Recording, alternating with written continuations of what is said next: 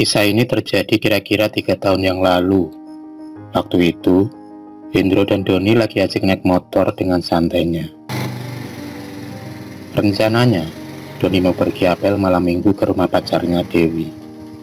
Hendro, yang saat itu hendak pergi ke rumah Pak D-nya, akhirnya nebeng motor Doni.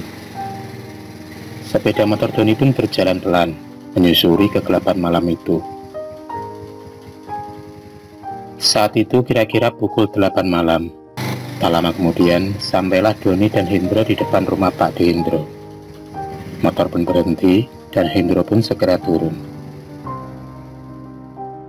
"Don, nanti kalau kamu pulang mampir ke sini dulu ya. Aku bareng kamu lagi pulangnya." "Oke, siap, Bro." Hendro segera melangkah menuju rumah Pak D-nya.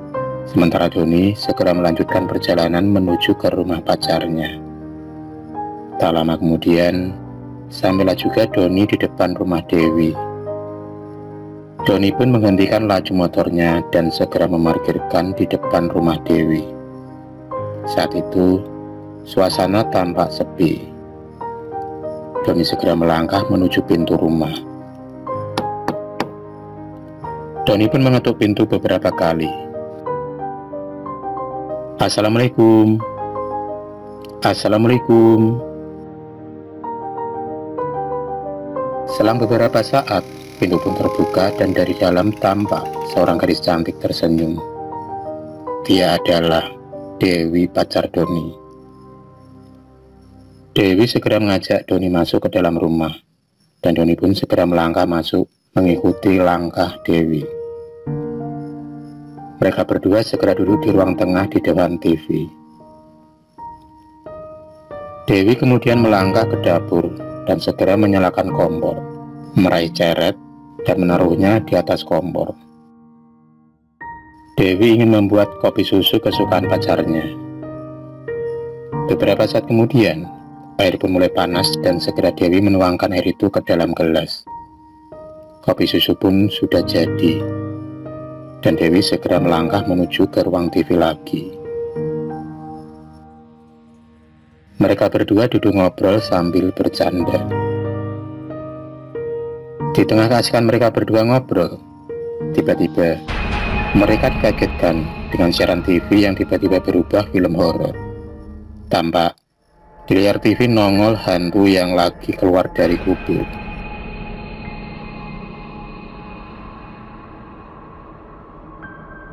Selang beberapa saat kemudian, mereka berdua pun sudah tidak menghiraukan TV lagi.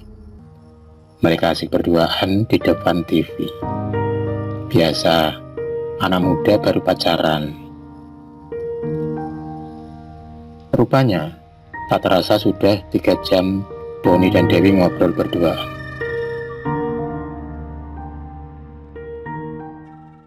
Sekitar pukul 11 malam, Doni berpamitan pulang dan Dewi mengantarnya sampai ke depan pintu. Doni pun segera menghidupkan motornya dan segera pulang. Dalam perjalanan, Doni teringat kalau Hendro menantinya untuk menjemputnya. Selang beberapa menit kemudian, sampailah Doni di rumah Pak D Hendro. Doni pun segera turun dari motornya. Hendro yang sedang duduk di depan rumah tampak berdiri. Di samping Hendro tampak seorang gadis cantik tersenyum saat melihat Doni. Ternyata gadis itu adalah keponakan Hendro. Doni pun membalas senyumannya. Maklum, lihat yang bening-bening. Hendro dan Doni pun segera berpamitan untuk pulang. Malam semakin larut dan sunyi. Kini mereka berdua pulang menyusuri jalanan yang sudah sangat sepi. Dalam perjalanan, mereka berdua ngobrol ngalor ngidul. Sampai-sampai Doni nggak tahu kalau jalan yang dilewatinya salah. Tanpa sengaja ia berbelok tidak menuju ke arah rumahnya. Tanpa mereka sadari, mereka jauh menembus kegelapan malam. Sekitar pukul 12 malam, kala itu jalan tampak tambah sepi dan aneh. Doni dan Hendro pun mulai merasakan keanehan itu. Mereka merasa kalau mereka telah salah jalan. Doni dan Hendro mulai cemas karena malam semakin larut. Dari kejauhan, tampak di pinggir jalan ada sebuah warung masih kelihatan buka. Don, itu ada warung. Yuk kita ke sana. Ayo.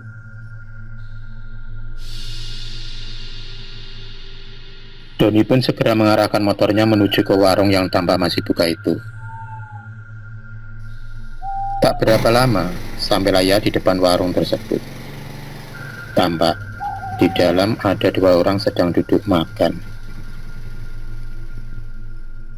Ternyata yang jualan adalah seorang gadis muda cantik, dan yang satunya mungkin ayahnya atau mungkin kakeknya.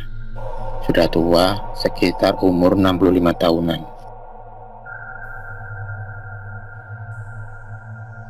Doni dan Hendro segera memesan kopi panas, dan ternyata mereka malah pengen makan juga saat mereka berdua melihat lauk pauk dan gorengan yang berjejer-jejer di atas meja.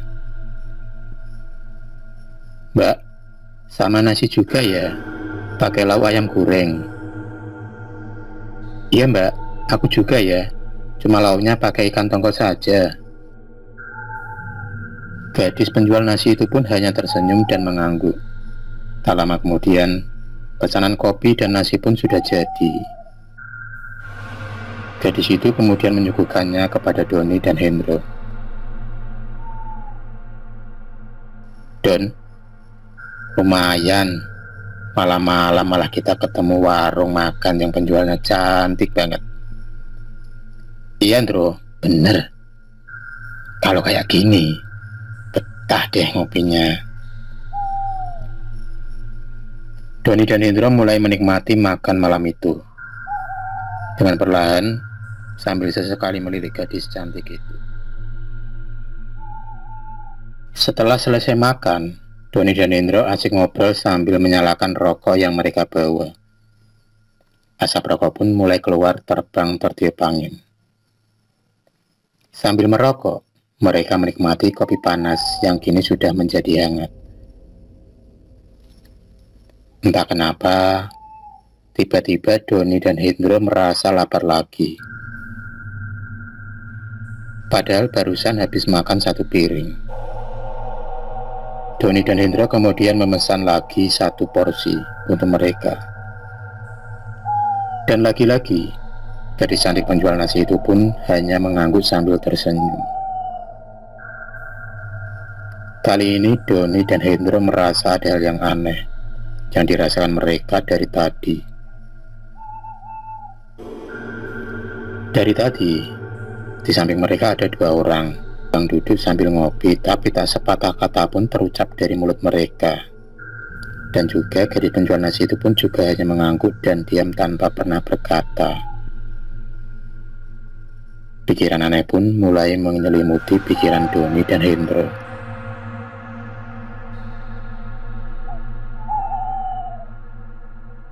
Pesanan makanan yang kedua kali ini pun sudah jadi.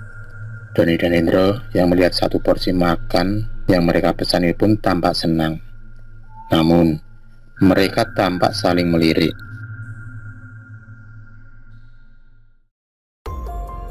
Don, kamu mencium bau kembang dan bau amis darah enggak? Iya, Hendro. Bau yang aneh. Tadi enggak ada kok ya. Sekarang ini kok baunya menyengat banget. Doni pun melirik ke arah sebelahnya. Ia kaget saat ia melihat di atas piring terlihat ada cacing dan belatung. Pikiran aneh-aneh semakin menyelimuti dalam benak Doni. Doni kemudian segera beralih ke arah piring makannya. Ia pun kemudian mulai mengambil nasi yang ada di piringnya. Saat nasi mau masuk ke dalam mulutnya, betapa kagetnya Doni saat ia melihat cacing dan belatung yang ada di sendok makan Doni. Doni pun melemparkan sendoknya.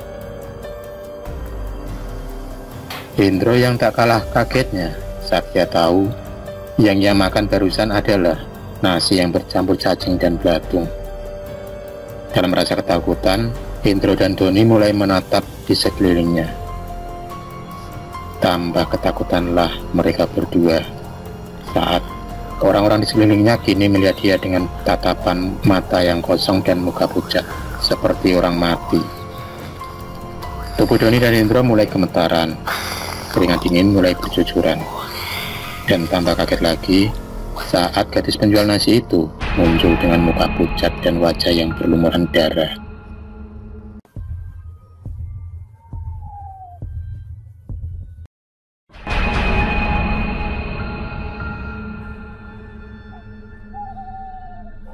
Terima kasih sudah menonton video cerita bergambar ini.